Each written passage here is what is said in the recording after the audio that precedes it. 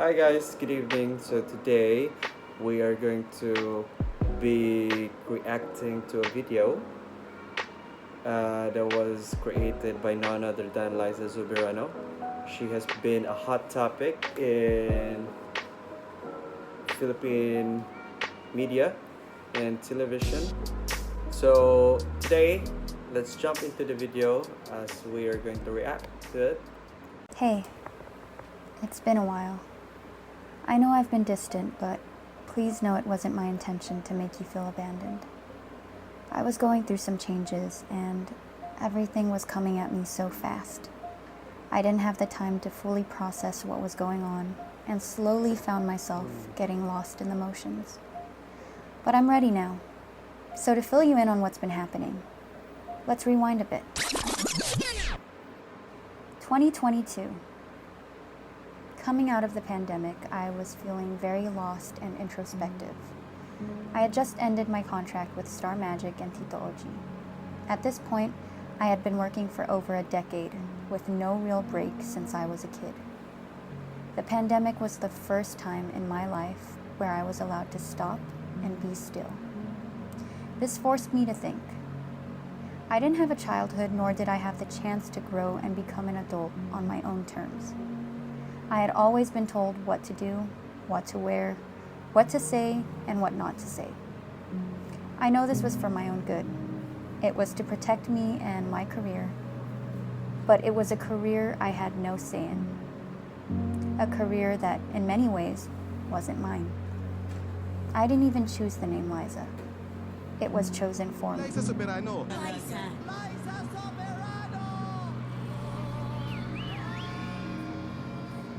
Now, this is not a story of bitterness or regret. In fact, it's the opposite.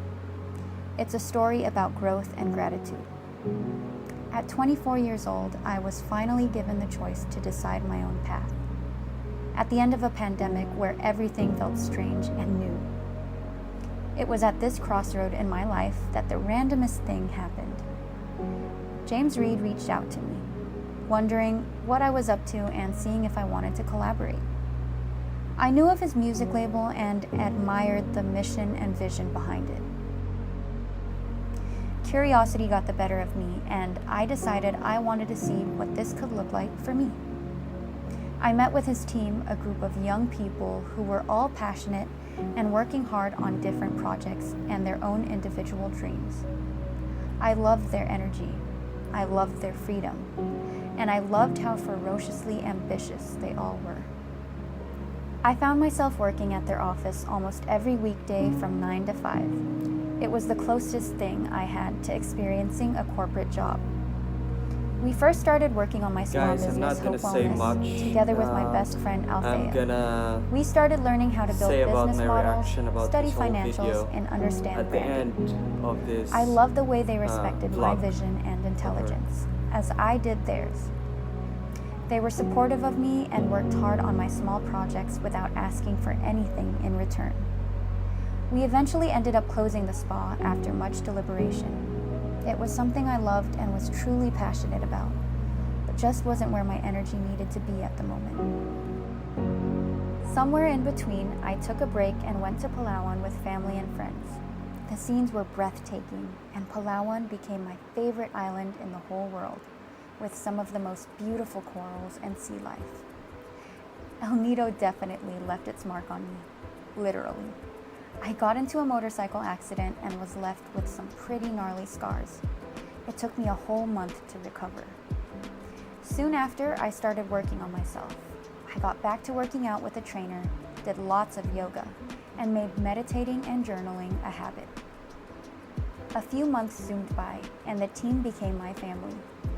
I eventually sat down with them and told them that I was ready to let them manage me as Liza Soberano, and I'll never forget the conversation we had. I asked them what the plan was for me, and they said, "I don't know, you tell us. We're here to support whatever your dreams are." That's when I knew I had found my team. I had been approached by so many different management companies before, and it was the first time any of them had asked me what I wanted, what made me happy. People were shocked when word got around that I had signed up to a startup company. But what they didn't understand was that I chose a team that wanted to support my vision, rather than lay one out for me. I struggled with how some people were disappointed and upset with my decision, even started doubting myself. Many thought I had changed, but that wasn't change. It was in fact the first real choice I made myself, for myself. After that was a wild blur of amazing moments. We went to LA and met some amazing people. Careless brought on their US partners, Transparent Arts, to co-manage me. They're absolutely the best and so supportive of me. We went to Korea and I met some of my favorite idols and even got to guest in a reality show. I shot my first audition in years and landed the role 2 days after submitting my tape. Hi, I'm Liza. I'm 24 years old, 5'6", and I'm auditioning for the role of Daphne. I went to Hawaii and celebrated the Bretman Rock's birthday.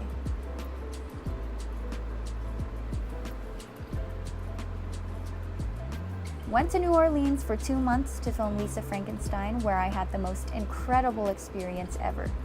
I learned so much from Catherine, Cole, and our director Zelda. I now have lifelong friends in them.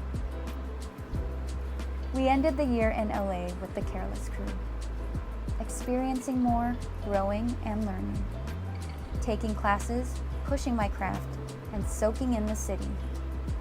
Just being present and learning to be myself.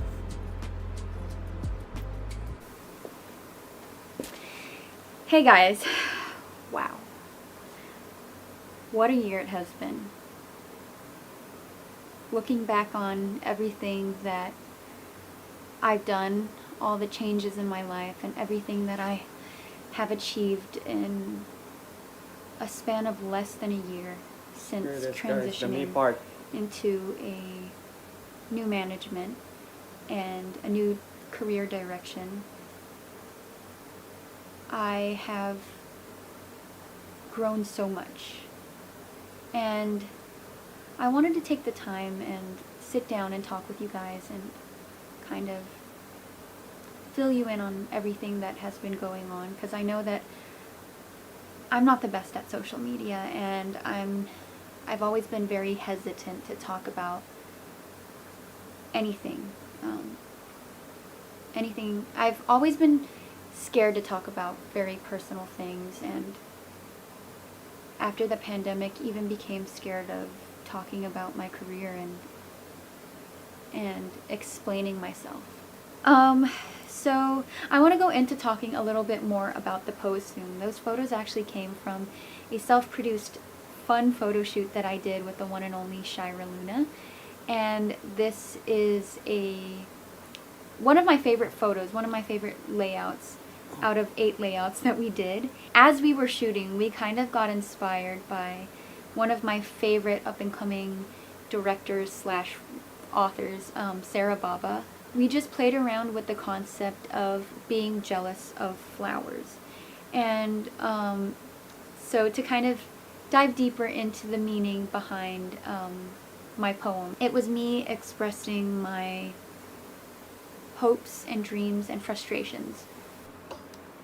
I'm 25 years old now, and I think people forget that I've been working for 13 years now, since I was 12 years old. And I've been in 6 feature films, over 500 episodes of teleseries, and have only really dabbled into 3 main genres: romance, comedy, and drama. And since I was 16, I had only really worked side by side with one main co-star, with the same production company, rotating around the same 3 directors. And during all those years, I was never really asked for my input, my thoughts, my ideas. I felt like I was being told to be just a flower for so long, and I finally started to explore a world of being able to create and tell my story, and hopefully others. I'll get more into it later, but I'm slowly starting to dip my toes into the world of writing and producing, and it's such an exhilarating feeling that I've never felt before. Next, for me as an ambassador. So mainly what I've been doing while I've been here for the past few weeks in the Philippines is strengthening my relationships with the brands that I work with. And I have recently started cutting down on all the endorsements that I had. I was known to be one of the artists who had like so many different endorsements, and now that I'm older, I want to be more intentional about the brands that I associate myself with, and I want to make sure that the products that I preach for are actually products that I believe in, companies that I believe in, brands that I believe in, and actually use. And so I'm really excited to announce that I just started working with a new brand, and it has been the most amazing experience ever. I had the opportunity to work side by side with the client, the executives, the marketing officer, and with the director of the commercial campaigns. And so I was part of the pre-production meetings, I was part of the storyboarding, I was part of the writing of the script. And so I wanted to share with you guys that I'll be launching this partnership with this brand on Monday, February 27. So please stay tuned. I'm so excited for you guys to see the commercial. This was my first ever jab at directing, and I am just so excited to see everyone's reaction to it. It's nothing like I've ever done before, that's for sure. And I'm sure a lot of you guys will be shocked and will be surprised, but I had the best time working on it and working with this team, so I hope you guys will show it some love. Thank you. So yeah, that actually concludes this video.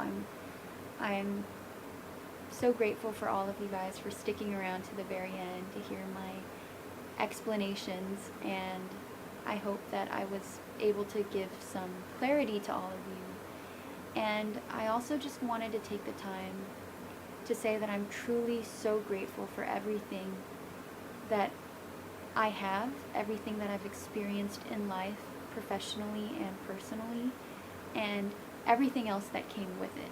I'm so grateful for my supporters. I'm so grateful for the brands that I get to work with. I'm so thankful for the places that I've been able to go to, the things that I've been able to experience, and being able to take care of my family and live a comfortable life. I know I've been getting some backlash, and I obviously know that it would be much easier to just stick to what has been working for me, to stay forever the same.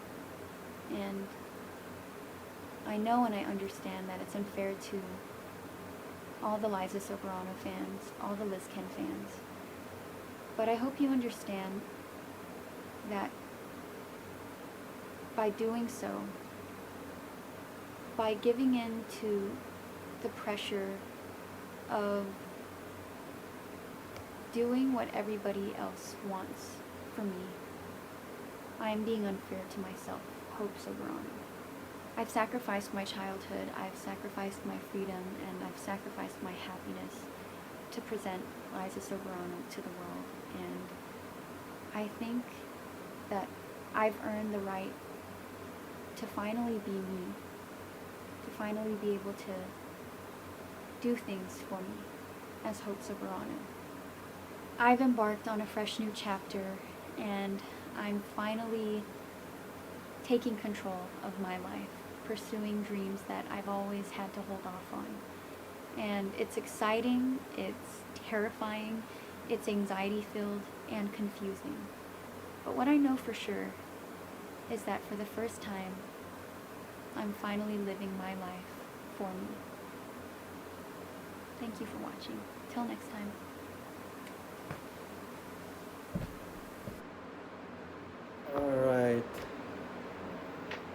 Alright guys, so a few takeaways from that vlog that she made.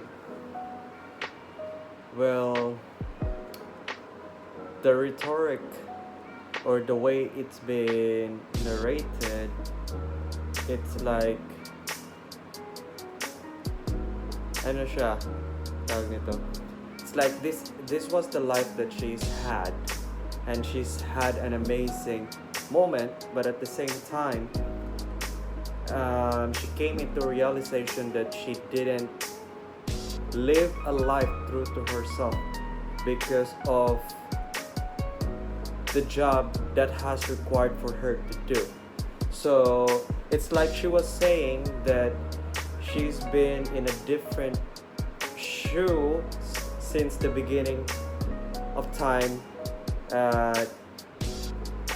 getting into that acting job. So she had raised that point that 13 years ago when she started a job, and she never took a break. And a lot of times she mentioned that, you know, she's been grateful of the experiences that she's had over those years because it had delivered a lot of generosity towards her, so that in order for her to provide for her family and to live with them comfortably, so for that she was grateful. But I think it comes down to the way she had narrated the whole video, the vlog, because I think it was very personalized, so you could really see or hear the rawness of the video. And my takeaway from that is that she was still at the point of confusion. So hear me out first, because the way she was saying things that she was grateful, and the way she was raising, you know, like bad things that she had experienced from the past, it seems like she never came into like a resolution with those experiences that she's had, because it is contradictory to what she's been saying that she's grateful, when in fact, you know, those moments in the past was still really, really like, you know, haunting her, because as she was trying to keep on repeat on her statements throughout the video. And another thing that stood up for me is like, it's not so much of what the transition, it is so much of the approach of her transition.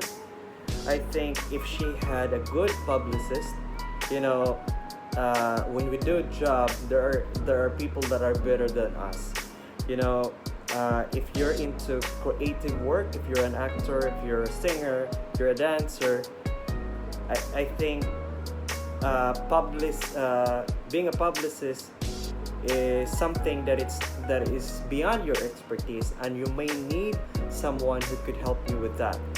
Now, for her, as one of like the household names in, you know, Philippine television, I think that it is as important how you are going to project yourself in the public, because that's the consequence of being an actor or being in television. So it comes down to the reward and the consequence system of the kind of job that you're into. So as for her, she's an actor. Liza Soberano is an actor. So she's always shown. She's always being projected on television. So everybody is like seeing through her every steps that she takes, basically. So it is just necessary for her to act and to project an image that is that is worthy of emulation, as you know, as a person who is a public figure. So I think that's the kind of image that they're trying to carve out for her, but but in her personal philosophy, it is very contradictory as to what they wanted for her and what she wanted for herself. Uh, so she's having like an identity crisis. Uh, at the point that she at a point. So those were, I just wanted to repeat that two things. It's like, based on my observation, she's still very confused. She's a little bit, maybe not very confused. I think that this vlog would help her clear things out for herself, that so she could, move forward and transition forward of the things that she wanted to achieve in her life and wanted to do in her life. And another thing is, she the approach of how she transitioned. I think a publicist would have done a better job of making this pronouncement to the public, because they know what's the standard operating procedure as to how could this go through. So that's my that's the two things that I think I had observed. And another thing is, this is my advice. I think that